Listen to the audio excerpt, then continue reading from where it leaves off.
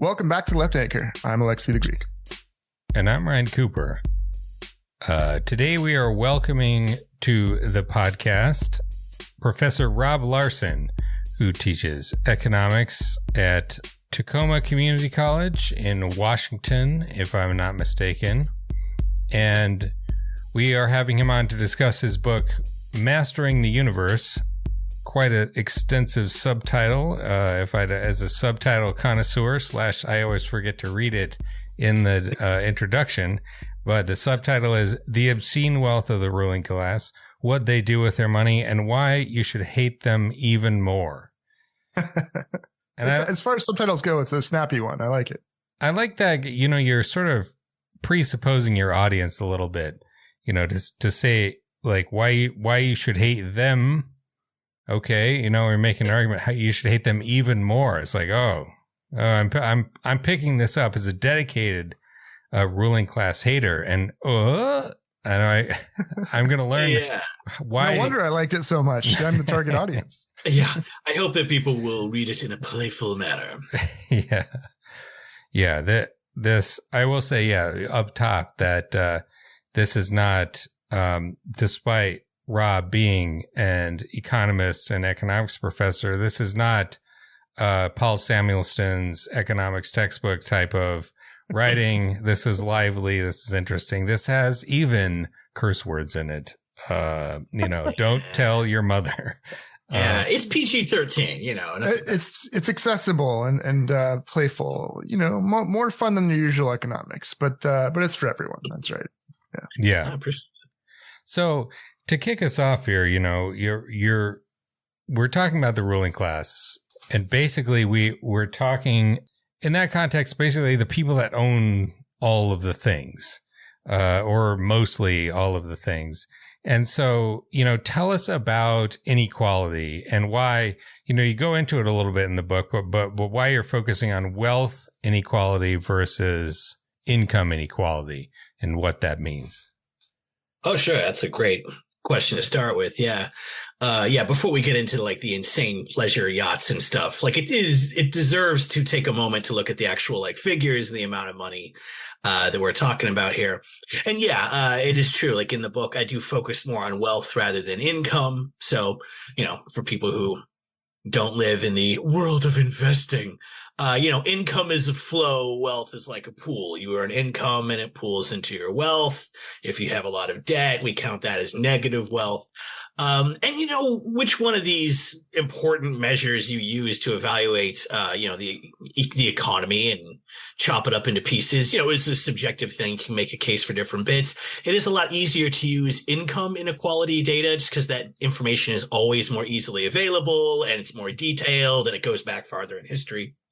Wealth reconstructions are harder to do and take more time. But I would say it is the more important thing. Your income obviously is important, and obviously it's related to your wealth. But the amount of wealth you have is what really matters. I mean, many people are, retired and are on fixed, not very large incomes. But if you've worked your whole life and you have a giant pool of wealth, that can work out just fine. So fundamentally, wealth is like, what you're standing on and what you have to support yourself with. So I think it's a more meaningful metric to keep track of the economic divergence of households in our society. But looking at it, I mean, people will know like the very basic trends, wealth and income inequality have both grown a large amount over the last 40, 45 years of what people like to call the neoliberal era of economic history. But wealth is always more dramatically concentrated than income. Which I think is important. And wealth also includes a lot of different components. With income, you're talking about certain amounts of dollars and from different kinds of sources, different kinds of labor or passive income, which we should also talk about. But when we talk about wealth, the most interesting component of it is it's not just like cash and big bank balances, although obviously those are real. You have a lot of physical assets. These families usually own their own home outright. I mean, just right there. Imagine owning your own home. I'm one of the lucky ones in the middle class. So I have a mortgage. most middle and working class people spend their lives saving up just a down payment to get a bank to loan you the rest of the money through a mortgage on a house. Talking about these families, you own your house and probably a couple places. So you have a place for the summer and the winter to avoid the unpleasant seasons, and they're yours. They're your property. Just a completely different economic reality just on that simple basis. I mean, most people, whether you can keep your house is like the big economic existential question. Like, oh, do you hear the Johnsons? She got sick or he lost his job and they're losing their home. Just owning homes is itself a very different picture. But fundamentally with wealth, the thing that we economists often say is important is that productive wealth, that physical capital, as we like to say, the factories and chemical plants and oil refineries and agricultural estates and giant data centers.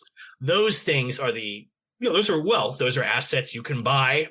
Corporations and millionaires who own the corporations, they own those assets, but they give you the ability to control production in society. And that means a lot of employment is bound up in that as well. And of course, it gives you the ability to decide what gets invested in when you control a lot of society's wealth and what the tomorrow's economy will look like. So those are some of the just basic parts of the landscape we like to talk about. It might be a good place since we're talking about that, because you have such a nice, simple definition of capitalism and socialism. And I'm sure we'll get to the plan at the end to combat all the ills and evils of these nasty characters and what they've done over history. But speaking of productive wealth, maybe you could distinguish between productive property versus, as you say, petty, private, or personal property, and why that distinction matters so much for growing inequality and for the political and economic social power. Yeah, that's a great one, man. Definitely. When you talk to people who are in the political mainstream, people who are more conservative or more liberal, they're going to refer to socialism in scary terms, and they'll refer to it as being tyrannical, which is kind of funny if you look at the history of it. But primarily, like the first thing that conservatives always refer to is like, oh, socialists, they're coming and they're going to take my gun and my truck and my gas burning stove. They're going to come and take my pants and my pets and my toothbrush. Like no one wants your petty personal property. They're going to come for your truck nuts. They're going to take your... We connect literally castrating the working class. It's about productive wealth that we usually talk about. I mean, your personal money, your little petty middle class house and cars. I mean, you're drawing on social services. You should pay a tax assessment to fund those. I mean, sure. But this is not like the wealth of society. When we talk about socializing the means of production or nationalizing capital, we're talking about those big pieces of productive capital that I mentioned a moment ago. Again, like housing stock is kind of intermediate. Usually a lot of socialists like to draw the line at expropriating your second home and up. But if, you're working on your mortgage on your home, I mean, you paid for it with your actual working class labor. That's not it's not because you have a personal house or condo unit that the working class is oppressed. It's because we have tiny ownership of all the productive capital of society. And it puts those owners in a position to decide who gets a job or not. It's like, that's a real distinction. And that's very different from, well, if Bernie is president, is he going to take away my Xbox? He won't. It's productive property we care about. That's the important thing, and just to kind of connect it to Ryan's first question about wealth, because I just feel this one point is so important. So I'm always kind of lunging to make it. One thing I mentioned in the chapter on wealth itself and the numbers in the book is, we talk about different kinds of wealth and owning it. The main thing that makes up the giant fortunes of the real high end of the wealth distribution and the ruling class, as it were, it's financial assets. And that includes things like bonds and, every kind of financial tool from, derivatives to, futures contracts to everything else. But the big thing is ownership of that corporate property, that big capital we mentioned. And we should just mention that, the oil refineries, the data centers, those things belong to corporate America. They're corporate property. They belong to Microsoft or Chevron or whichever. Well, those corporations, and we on the left have a long history of being skeptical of these powerful corporations and their incredible ability to control political events and so on. We should just recognize too, though, that those corporate empires have owners. They belong to their equity investors. They're shareholders, and shareholders are very tightly concentrated across the economy. So whereas if I can just turn to some wealth data here. All the data I'm referring to here is from the WID, the Wealth Inequality Database, which is a great resource that everyone listening should check out. You can pull up the World Inequality Database. It includes all of your hotshot economists who study the wealth gap. Piketty, Zuckerman, Saez. If you know who I'm talking about, you'll be very excited. If not, that's okay. Very good data visualization. See the share of income held by the rich versus like the bottom 50%. And they have that distribution visualized for your convenience for almost every individual country in the world. So you can pull up like Algeria or South Africa or Bolivia or Canada's wealth or income distributions over time. Pretty cool. So I just want to plug them since I'm stealing all of their work. So they found that the US in 2021, last year we had numbers for, the wealthiest 1% of households owned about 35% of wealth, which is an outrageous crime against human spirit. So that's bad. However, I would point out that same richest 1% of households owns 40% of all stock, of all that corporate equity and those traded stock assets, 40%. And the richest 10% of households own 84% of it, like most of it. Now, if you're like some, professional class person like myself, a community college professor, you may have a full-time job that may come with a tax-advantaged retirement vehicle of some type. Mine does. And when you sign up for the job, you get a little retirement plan and you pick basically a mutual fund, which a mutual fund, you can buy shares in a fund and they own shares of companies. So it's shares of something real. This is what finance is all about. If you're excited by this, you should go into finance, listeners. But the point is, all that big capital and productive wealth we're talking about, it's corporate property of this same ruling class. That's all. I just feel like sometimes people don't necessarily have that connection between the super rich households and billionaires and the giant global corporate empires that they disproportionately own. People like me may own little shreds of stocks, and I have a modest little retirement plan there. But it's a minority of households, and we certainly own a strong minority of the stocks. So I just want to mention that we talk about petty property. Petty property is important, your comforts of life. The productive property is represented by ownership of an investment portfolio and representing a bunch of real productive wealth. So I think that's the distinction people should see. Are we talking about your personal wardrobe in your closet or this portfolio that means you own half of South Africa? Like, that's a real distinction. One thing I think of reading this book and talking about wealth inequality versus income inequality is the ProPublica piece. I'm not sure if you mentioned it in the book. I was reading rather quickly, but they got the tax returns of a bunch of super rich people, Jeff Bezos, Elon Musk, and so on, and they calculated how much tax they were paying, and it was I think Elon Musk actually was paying the most tax at like 3% or something, and Jeff Bezos was paying nothing, almost nothing, to the extent in 1 year he actually claimed the child tax credit because his income was so low that he was under the threshold of, $150,000 or whatever it is. Like thanks means testing, but like this represents how the rich have structured the way that they receive their gigantic share of the corporate, the social surplus, like I would like to call it, the wealth of society, all the productive effort that goes into economic production every day.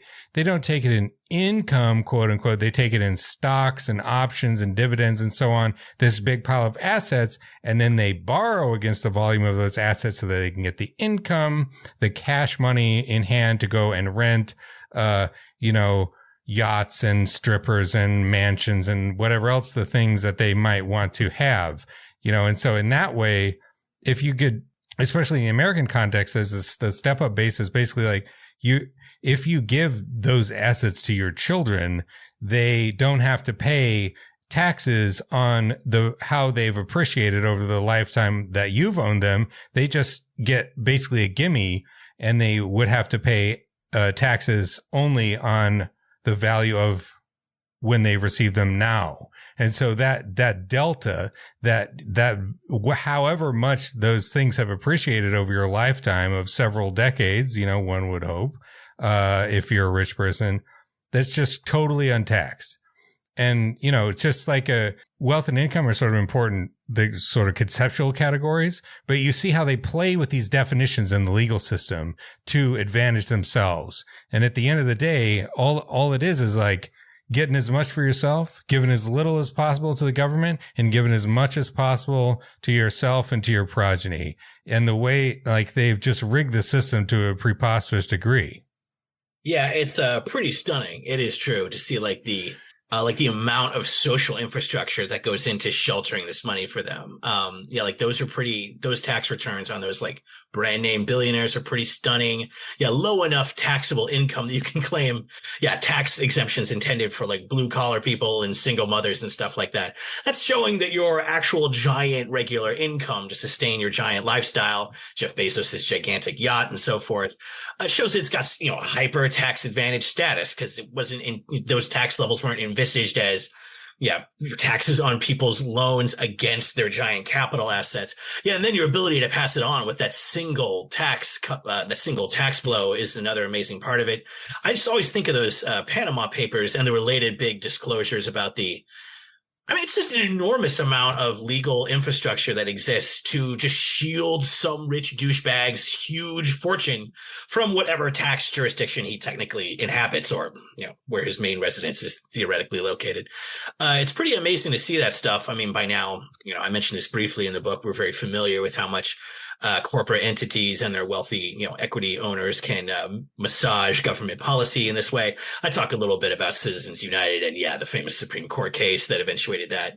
And the super PAC era is just a much more unlimited playground for people with this kind of money to pour assets in. And yet, this tax bracket is mostly for people who are gig workers. We should lower it. It'll be good for investment. This is actually how I take all of my income because of some hilarious scheme that my lawyer came up with at some point. And I gave him a bonus $1 million for it. Pretty stunning stuff, And it's because we're working so hard to put these people in this position.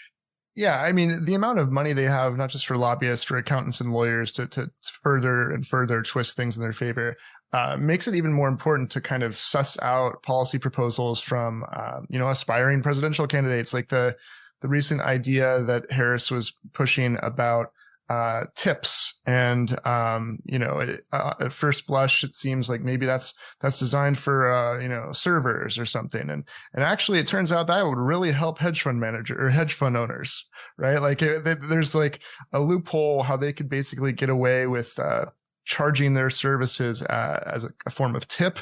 And so like, you gotta like look behind, who's funding these things and why to see what that's all about, right? On the other hand, and she's probably not serious about this, but there was this proposal of, I think for $100 million or more of taxing unrealized capital gains, which would be a huge shift, right? Because that's a big trick of the super rich to only be taxed when they realize their gains, right? Exactly. Yeah. Which gets you, cut it down to one painful moment instead of, having that growth in your wealth taxed incrementally the way we do everything else. I mean, I live on the West Coast and every year you get a little card from the state saying your property value appreciated. Even if you have a little condo, the value of the ground it's on appreciates. So here's your higher tax bill. LOL. The rest of us, we have to live in that reality of paying taxes as our wealth grows, even if it's because of a feverish, twisted, demonic property bubble that covers the whole world now. But at least, it still exists. We pay taxes that way. Yeah. You get one bite at the very, very end. Yes. It's an amazing, process. It reminds me too, CEOs have this incredible and senior executives at big firms have this whole history of trying to treat executive compensation as an expense rather than something that they're getting paid. It's like, oh, you shareholders, you have to pay me a huge amount because I'm an expense. I'm a big asset for this firm. And maybe I won't work if I don't get paid enough. We're but you're the one setting your comp, but you're not, you're setting this compensation. Oh, I know. But if I don't set it high enough, oh my God, you won't get the full productivity out of me that you're entitled to. This constant effort to finesse little categories like this. But as you said, Alex, if you've got the wealth in your household and you can afford accountants and attorneys, I mean, we are now living in the outcome of that over 40 years, which is just insane inability to tax or even discern who has how much money and where it is. We go by estimates. Half of them are from financial journalists who, God bless, I rely on their work, but many of them are professional ass kissers. I mean, I guess that's part of journalism. I don't want to bash their methods and then cite their articles. That's not fair. But it does mean like relying on like goofy numbers from, God bless, Fortune, but it's, the Forbes 400 say, but it's not exactly, it's not exactly the Warren Commission report. You have limited visibility into it. Yeah, right. I mean, to be more serious, you don't have like IRS administrative income data where you could go and actually cite to assessed value of property, count up people's stocks and how much they're valued in the market and whatnot. They do a heroic effort, those Forbes guys, but they don't have the government's power to to force people to, disgorge the information. Yeah. And the chronic underreporting that you get at the highest levels. And this is why you have to have like hard sweating economists like Piketty and the other WID guys, or Edward Wolf, whose numbers on stock concentration I mentioned earlier, should credit him for that. These economists have to work so hard because of the fact that we don't even have just yet national level wealth data collection, or indeed almost any national data collection. The amount of like nationally collected and published data is like a stunningly small thing. I remember during Obama's administration, I forget which piece of legislation it was in, but it did create a government data resource for mass layoffs. Once layoffs were over so many thousand, this office would document and record those. And it had its funding cut in a succeeding austerity budget. It doesn't exist anymore. Like even that could only exist for a tiny amount of time in the US. Many other countries, of course, you get big, fat national data gathering efforts and huge national accounts you can draw on. In the United States, there's a lot for broad macro stuff like GDP and, the wealth distribution. And now you have the Federal Reserve, which has its distributional accounts, But again, none of this tracks down all this shadowy network of wealth. So as long as that's the case, you'll need hardworking economists and journalists to beat their heads against the wall of wealth, I guess.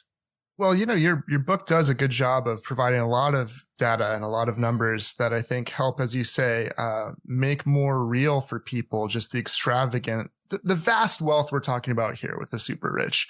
I remember once many years ago, so it's got to be a lot more than this. I told my class once that if you took a dollar bill upon a dollar bill and went to the moon and back and did that 37 times, that would be Jeff Bezos's wealth. So you could of course I posed it as a question first, like how, if you took his wealth in dollar bills and extended it, how far would it go? And they're like, a mile. They just had no idea, 2 miles. And I was like, keep going, so you were trying to make it more accessible for people because it is like trying to understand the number of drops of water in the ocean or something in a kind of way. It is really true. Yeah. Like visualization or, at least comparisons are so important. Yeah. I remember, there's a bit I refer to, some famous anecdote that I pulled where Steve Mnuchin, the great Wall Street hedge funder and former Trump Treasury Secretary, he took offense when some reporter referred to his national income as being equal to that of 20,000 nurses.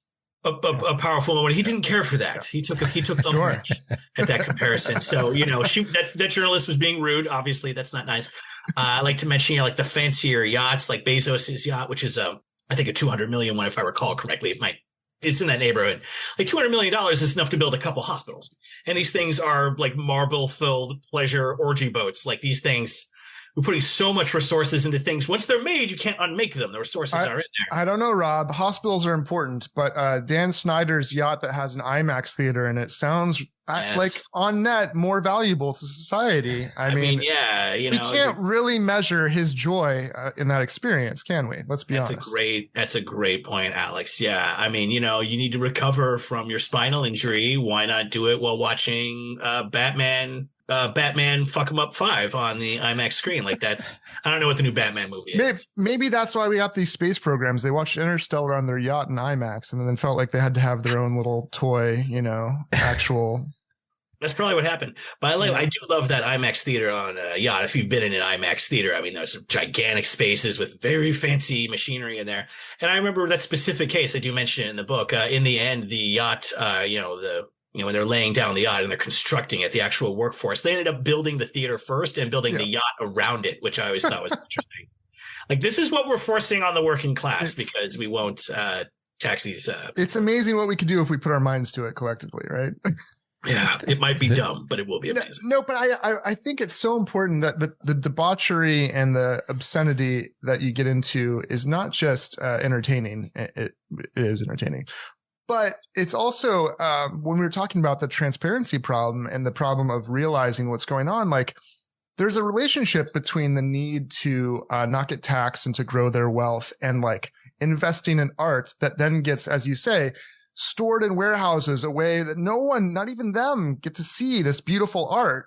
So like the things you're describing are not just selfish and self-aggrandizing and gross, but they're also like harming so many public goods, besides destroying the beauty of nature, destroying the beauty of art. Like they're becoming worse and worse people and also destroying like the things that are meant to be shared by the people, right? Yeah, that's rough, is the continuing enclosurement. Yeah, often historians like to refer to the enclosure movement and the origin of the working class when the old, open, commonly held, as they said, lands in Britain and around the world got enclosed by these heinous nobles in the Tudor years and led to people being forced off the land. And now you have to find a job somewhere. Oh, I just opened up a bunch of hellish factories. Send your kids over here. Like that is the origin of it. But it continues to this day through privatization and things like that. I mean, that is just the ongoing edge of enclosurement.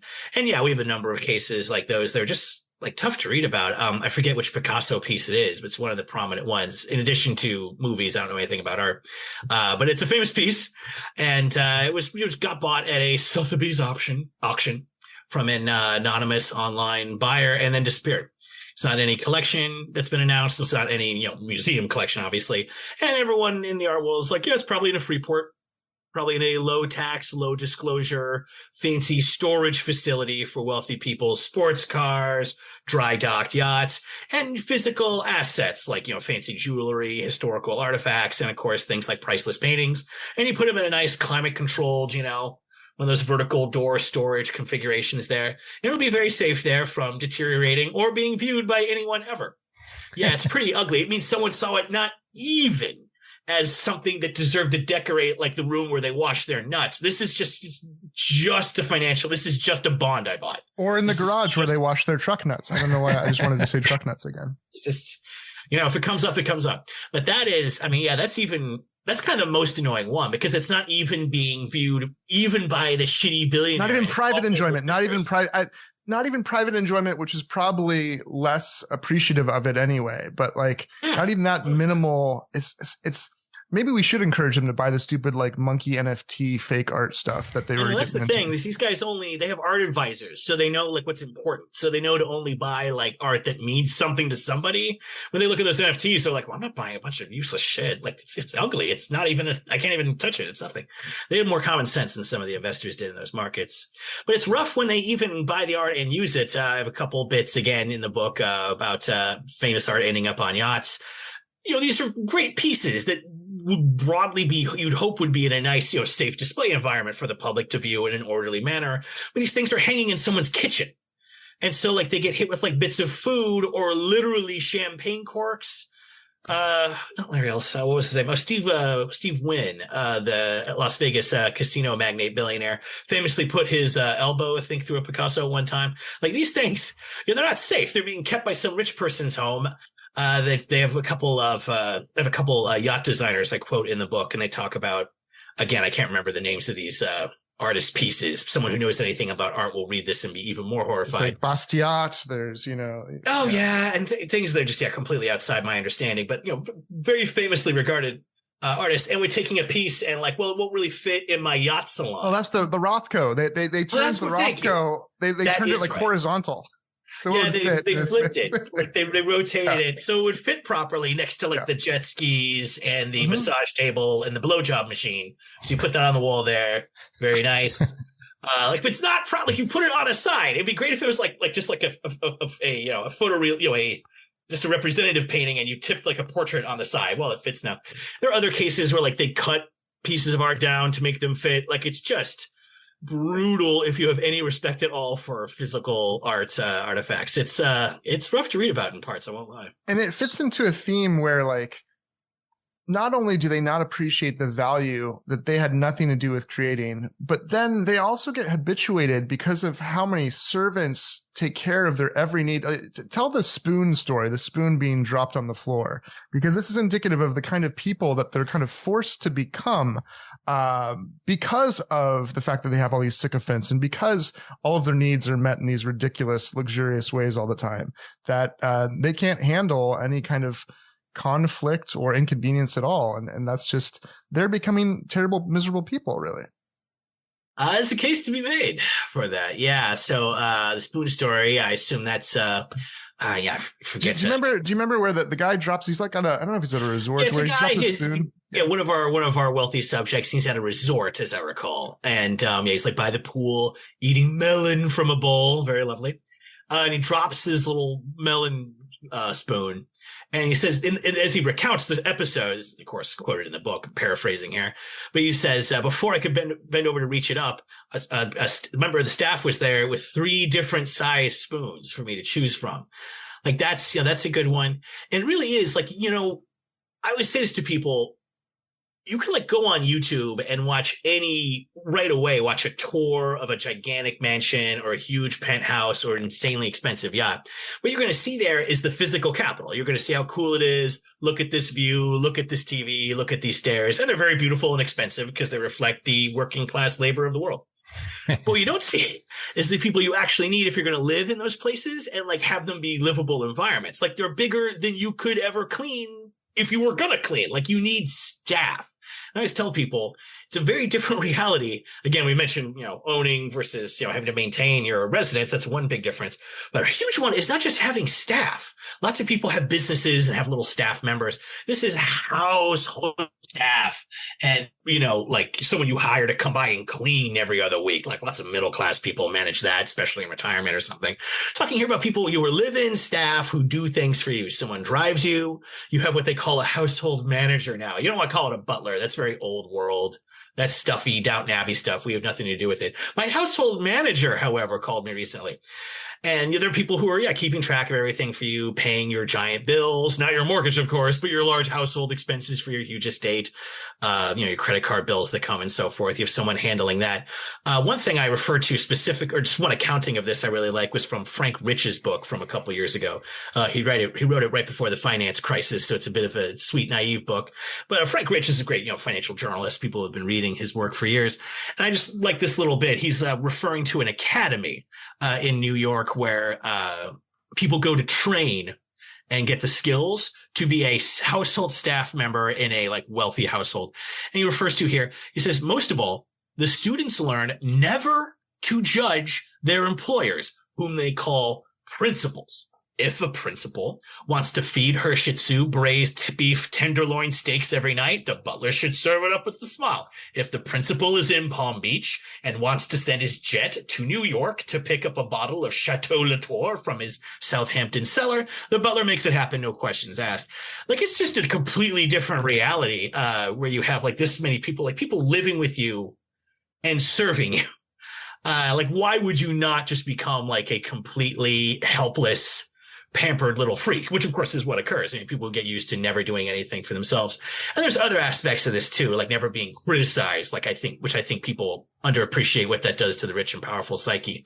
But that household staff bit to me is always just that's the amazing stuff. I remember just one other one I remember, that I like. There's, an episode of some 1950s New York socialite, on the Upper East Side, of course, who, would send her, was in Manhattan, for the season, but had a place in the Hamptons, of course, the elite vacation beachfront area on Long Island, beloved by the New York rich for generations.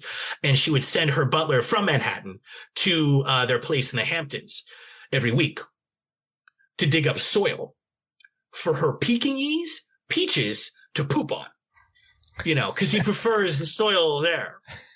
So just bring some here. And no, don't dig up a bunch when we go. Go and get fresh ones every week, Jarvis. We forgot that the 1% applies to Shih Tzus as well. There's it's not just a human inequality scale. Yeah, that is one thing I think the humans do to react to knowing we're not high on the economic hierarchy is to like spoil our pets like they are. And that's like an achievable way of feeling rich. And you give my little cat here, you can see, the listeners can't see this, but my cat's in the frame as I'm speaking right now. So she'll have her fancy feast later. So absolutely. I do like to think that my cats they're like in the top 1% of cats in terms of lifestyle. Yeah, I see. Exactly. Take that. You can't take this from us wealthy people. So that's one small way you can rebel. Small little tip. One wonders whether that Pekingese actually knew the difference between the soil of the, wherever they were in New York City. I mean, what you're describing basically is like Downton Abbey, like an aristocratic household where there's a family of very, very, very rich people and a lower class of people who need or, can be induced to be servants. And that's what they are. And like, that was not a great system. But I think what stands out about, what you're talking about in your book is the Americans are kind of allergic to the type of class differences that constituted the British aristocracy. It's like the people who are born into this stuff, like most of the time they are literal like peers of the realm or whatever. And that came with a certain, noblesse oblige. And like one shouldn't romanticize that system, of course. But I think that from what I've read, I'm not an expert in the history of the British aristocracy or anything like that. But, the way that Americans think they deserve it, they deserve the money that they got, whatever, even if they inherited it, probably especially if they inherited it, they think, oh yeah, all this money, all this vast wealth that I have, this is mine and nobody else has any claim on it. And therefore I get to do whatever I want. I get to order my servants around however I want. Whereas I think in the British system, despite the horrible inequality, like there was a sense of like, well, I'm just sort of in this position. I'm the elite. And that comes with certain duties, so it's sort of legacy of the medieval system where like, you can't be that terrible to the servants or just just acknowledging that the if you're hiring someone to like, wash your balls for you or whatever, like that, is third time. I mean, you have to behave in a responsible fashion. You have to take account for the needs of the people who are doing the work for you.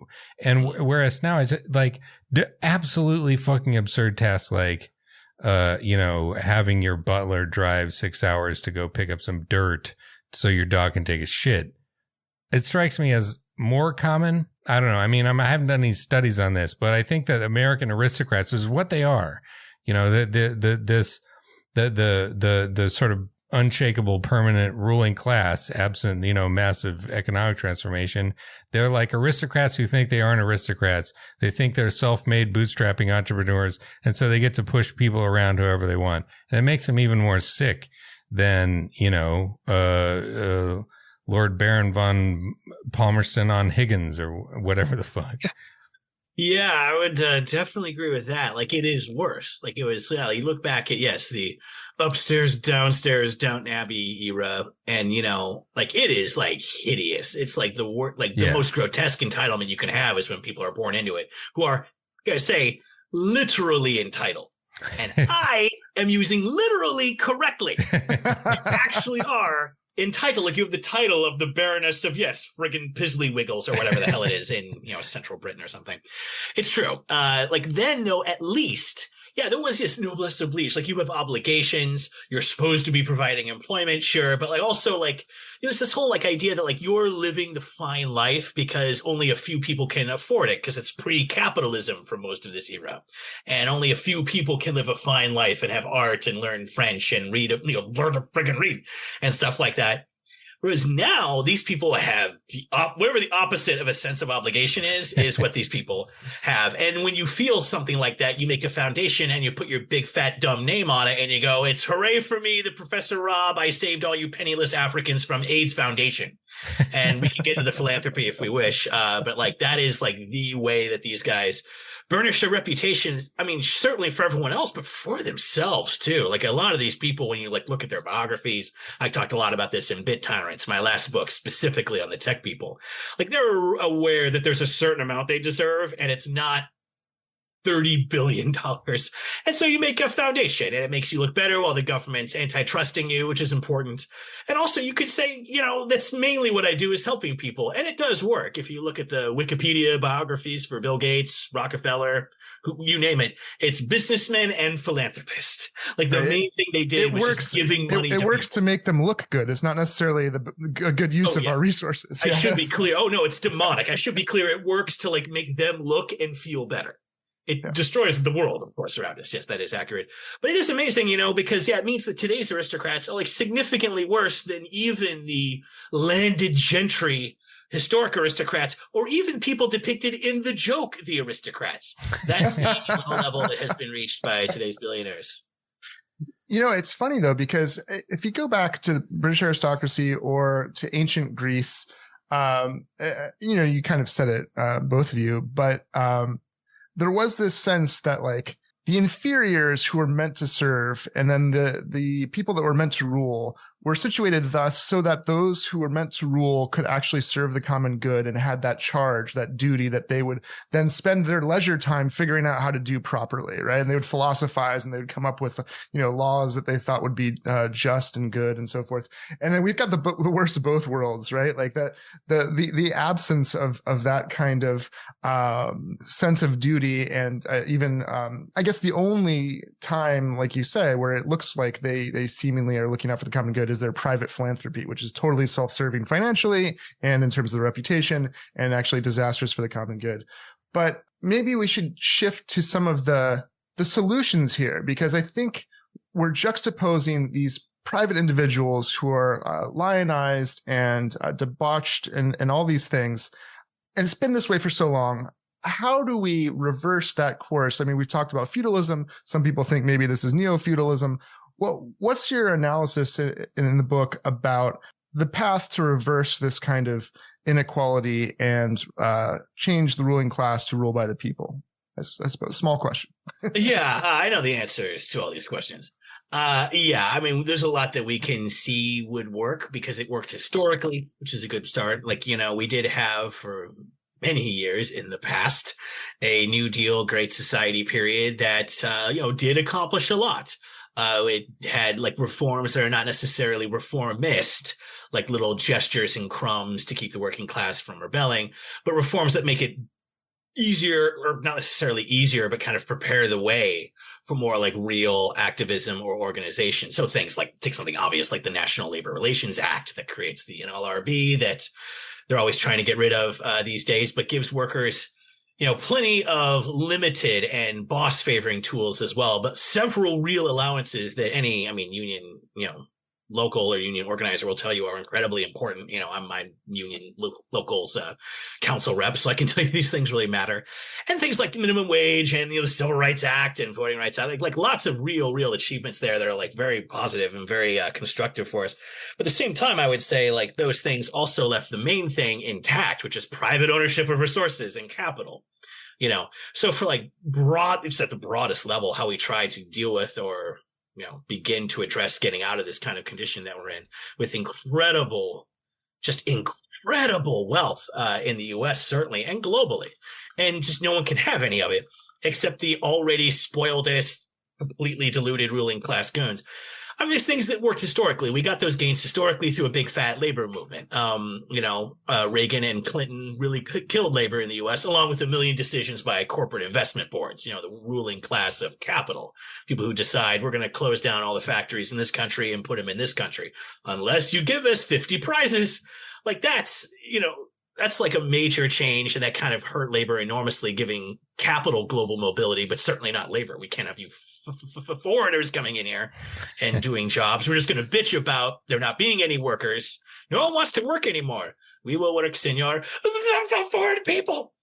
It's amazing to watch that response. But like labor could be rebuilt. We have like a modest labor renaissance happening now. We should push that as hard as we possibly can. We have a couple hundred organized Starbucks stores, maybe not recognized with contracts yet, but that organization is the beginning. Recent victories for the UAW in like southern auto plants, which is about some of the worst territory you could be organizing in. Tiny amounts of victories against Amazon. Microsoft has collective bargaining units because it's bought up a bunch of gaming studios.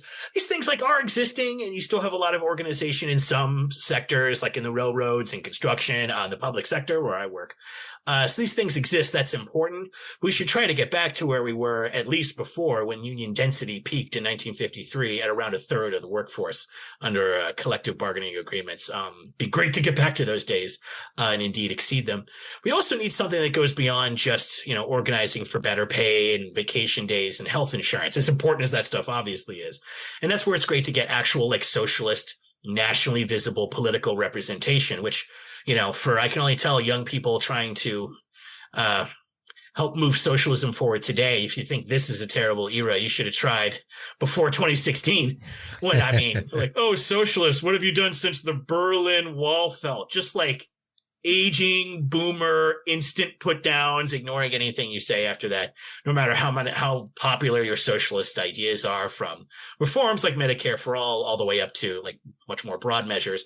But having people like the Squad, at least those who have survived the AIPAC shooting gallery lately, or Sanders himself, of course, like these people have put like left wing and even really socialist ideas in front of the national public and back in the conversation again, which is on its own a huge contribution beyond what they've been able to influence in legislation, which exists but is debatable. So to me, like a much stronger labor movement, visible and real socialist representation would be the things we need.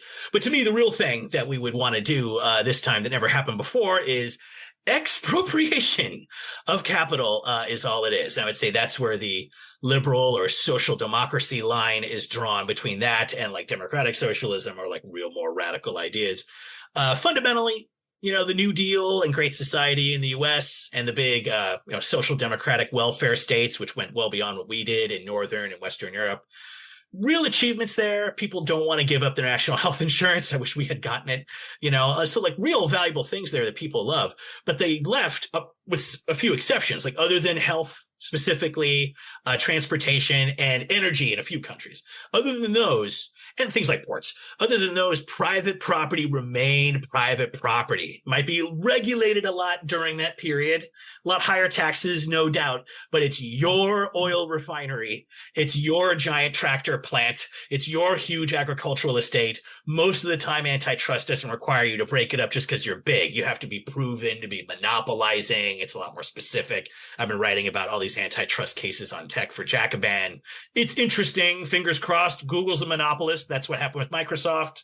On the other hand, Microsoft beat getting broken up and is the biggest company in the world today. So who can tell if that will work? But the point is, those huge fortunes and the physical capital assets remained in the hands of the corporate world and the ruling class that owns their stock. And that's why they were in a position eventually in the 70s and especially 80s and 90s to mount that neoliberal attack on us and use their ownership of media to give us a bunch of right-wing ideas for the Republicans and Democrats to adopt. They were able to move their capital overseas when NAFTA kind of opened up, and increasing telecommunication power opened up the doors for doing that. Like, we left them in charge of economic assets and investment fundamentally, despite the significant and real regulations and like public planning that existed to an extent in these countries. And they were able to come back with it. Like, we never ultimately took their main source of power in their hand. We said, you can keep your ring, Sauron, but you better be good. He's like, oh, totally. For 30 years, until the labor movement's tired and people are sick of 70s inflation. And you can roll in a handsome actor who says, all this happened because we chained up poor Sauron. We should let him use his ring more freely. And now back in charge. So unless next time we have a socialist movement, just throw the damn ring into the lava so we can have some freedom this time, is definitely a concrete piece of advice that's very helpful that I'm giving. So you're welcome. So you're saying Barry Goldwater was the one who found the ring in that pond? I want to ask you, because it's in the news actually, what do you think of the social wealth fund proposal? Because Biden's team supposedly is actually talking about this, and there are a number of examples. I think most prominently Norway has a number of investment funds that have been largely seeded by the oil revenues, but it's like a lot of people say, oh, this is the only way that you could possibly do that is with oil money. Well, that's just where the dollars come or the kroners come from. It's not necessary.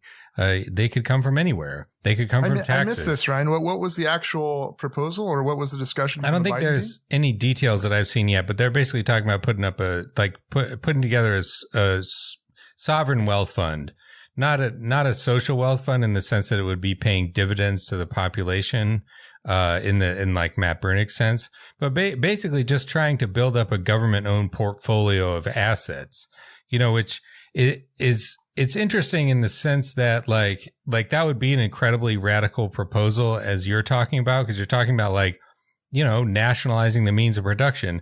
On the other hand, if you're like a business minded, let's operate the government like a business. What would be number one priority there? Okay, so the government can borrow cheaper than anyone. All right, so let's just borrow a bunch of money and buy the entire stock market.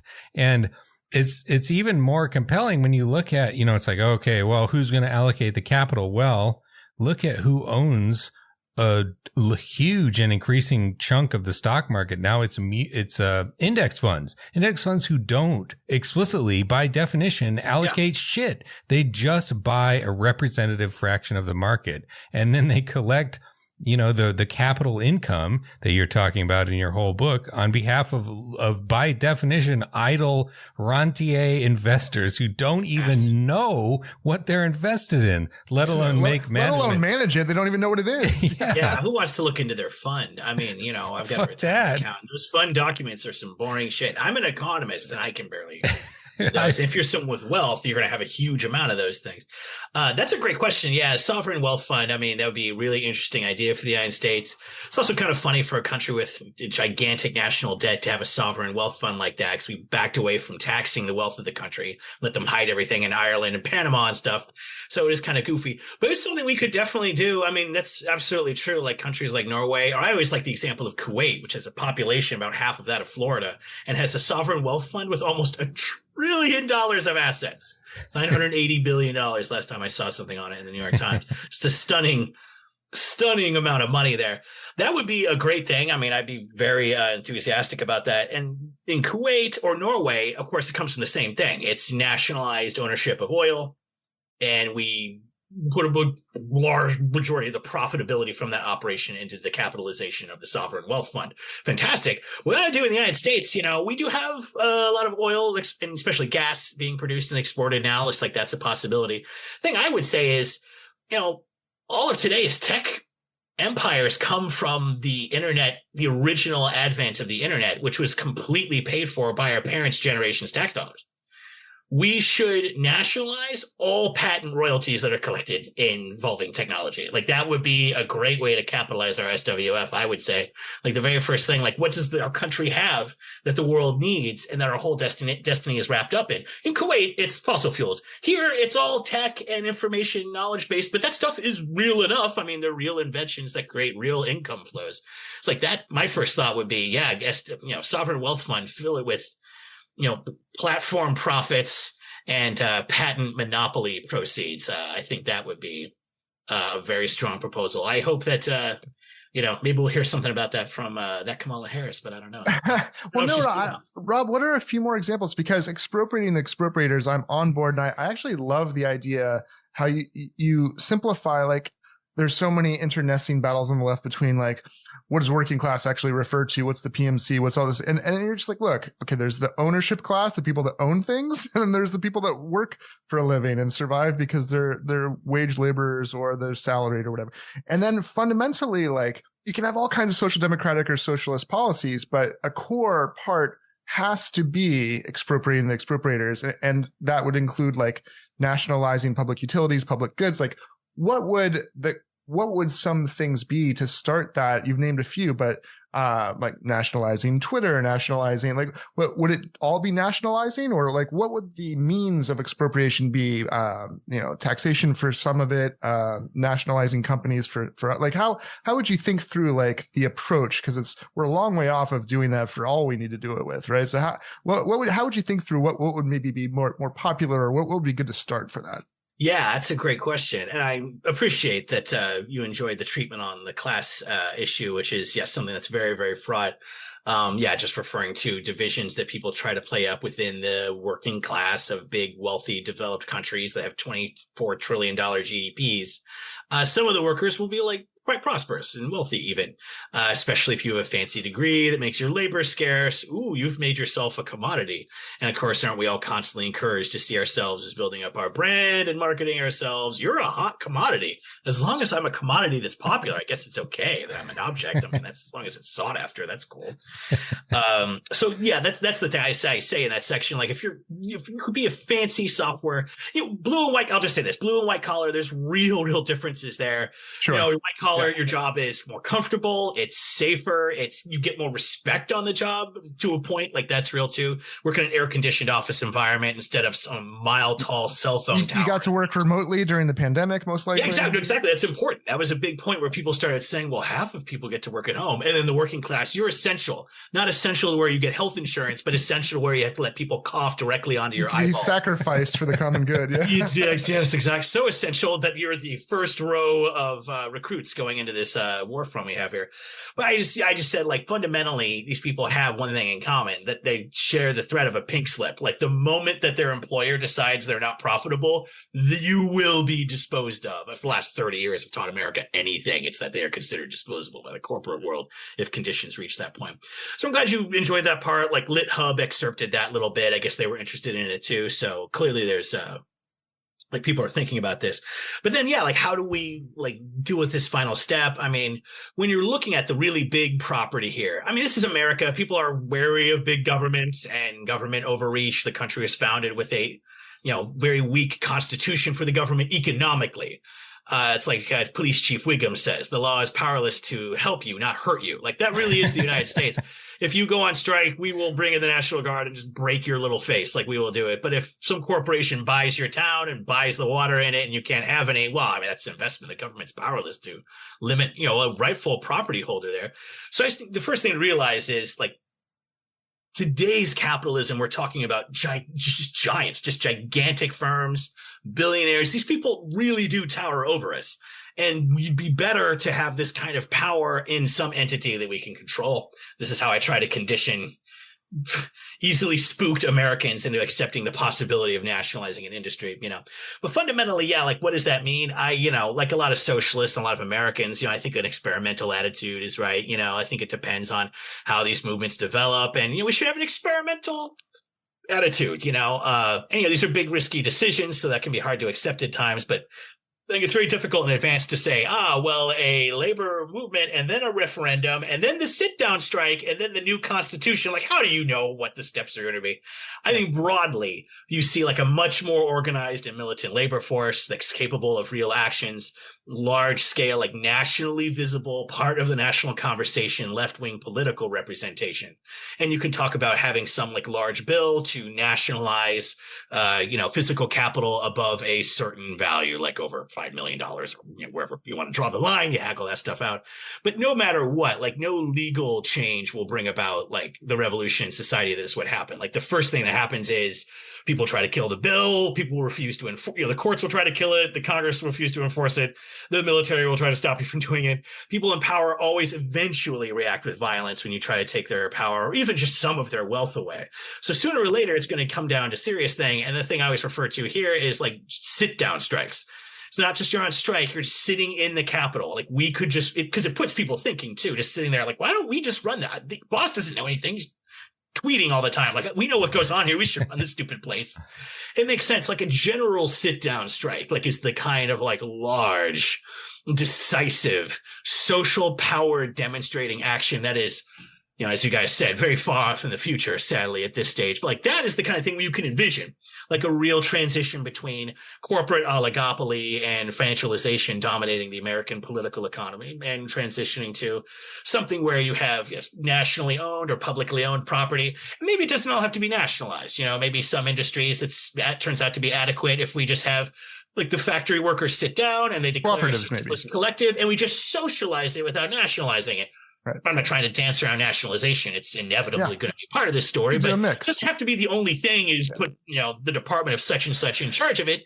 It is the workers who know what needs to happen in the plant. Of course, you need coordination across an economy for today's incredibly long, fancy product supply chains to work. But this is where you have national planners who are elected. And okay, we have plan A, which is more healthcare goods and less investment. Plan B, this is kind of more climate oriented with some for this. And you chop it up in different plans and people vote on the plan instead of some Stalinist technocratic planner that inhabits every anti-socialist imagination, just deciding on one and dictating it to everybody. Like these are the really broad outlines that I talk about in the book as being like the most general sort of possible future runway to socialism that we might one day hope to follow. Yeah. Well, and what I would emphasize, in the very immediate term would just be taxation. Sure. There was just a report today that I think the IRS got a big old infusion of money. And just over the last couple of years, they have gotten like $1.3 billion in basically back taxes from a bunch of scofflaw billionaires who hadn't been paying their fair share. And you look at American history, the top income tax bracket used to be 94%. And those radicalized nowadays. Yeah. It's amazing. Yeah. I remember reading about some of that in your book, and I was impressed to be reminded of some of those, the details, like the most, inoffensively conservative administration, but he accepted the New Deal because there was huge popular labor support for it. You wouldn't get rid of it. So he had to accept it. And so you get this, Republican presiding over levels of taxes that conservatives imagine exist in Venezuela. Exactly. Yeah. And I think, the idea of a wealth tax nationally is less, I don't think there's ever been one nationally, but, as you said, everybody who owns a house in this country pays a wealth tax. And in fact, you pay a wealth tax not on your wealth, not on the equity you own in your house, on the assessed value. So if you've made your first mortgage payment and you have like 0.5% equity in that house, you are paying the tax on the full whack. Like that's not how it works for anything else. I should get to wait till I sell it someday. Wouldn't that be better? That's and you hear these billionaires bitching about, what if I had to pay a 5% on my billions of dollars of stock. And it's just like, fuck you, man. Like cough it up, money bags. You're lucky we're not cutting your head off and taking everything from you. Like you're lucky we're holding it to this. Exactly. This is what Nick Hamby always says, one of the early Amazon investors. He says, like, I have visions of pitchforks. And he said, like, many times, like, my billionaire friends should get it together. We don't give people something and make some kind of gesture. Like they're going to get hotter and hotter under the collar. And that's why your book is so important. And I think it's so entertaining and so digestible and so accessible and yet so on point with the arguments. And I'm not just kissing your ass because you're not rich. And so you can't do anything for me. I'm serious. No, economist. I just know about it. I don't have any. No, but seriously, because people need to get mad at the right people, and they need to get mad and energized and have a vision of how something can actually change, not this penny ante bullshit small bore stuff, so that they could actually be ready to do all the struggle and fights and like organized sit down straight, like all the shit you were talking about that's going to be, really tough and difficult. People have to have the will to do that. And to have the will to do that, they have to imagine it working and they have to be fired up. And so I'm so glad that for writing like this, I could get people to start to imagine that possibility and that reality and have the right targets to get mad at to motivate them to get in the mix, in the fight, I really appreciate that, man. Yeah. Like as a white gentleman, I look upon my fellow white gentleman members of the U.S. electorate with some, distress. That is always, the heart of American, global conservatism and, Trumpism these days and so on. I like to have a lot more of us, people should be listening more to a Bernie than a Donald Trump, I would hope. So these are the people who, I'm trying to reach. If you look at, for example, the African-American community, it's like the most socialist segment of the electorate as it is.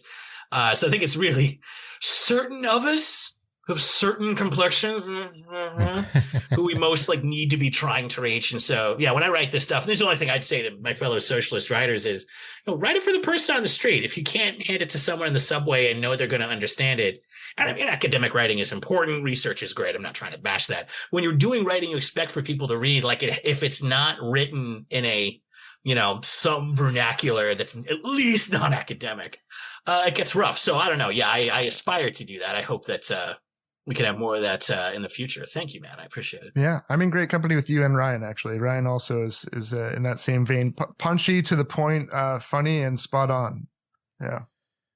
Well, that's yeah. I think we can end our self-congratulatory session here. I was just getting into it. Oh. Yeah, we haven't washed nuts again. It's been a while since number 4.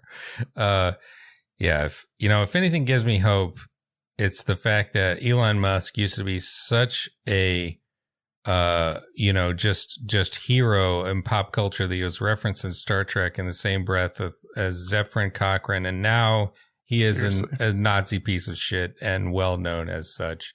So, maybe that will grease the skids a little bit too. Professor Rob Larson, the book is called Mastering the Universe, The Obscene Wealth of the Ruling Class, What They Do with Their Money, and Why You Should Hate Them Even More. We'll put a link to that in the video description. Encourage you to check it out. It's good stuff. And yeah, thanks for coming on, Rob. My pleasure, guys. Always fun. And thanks for listening, everybody. We will see you in the next episode.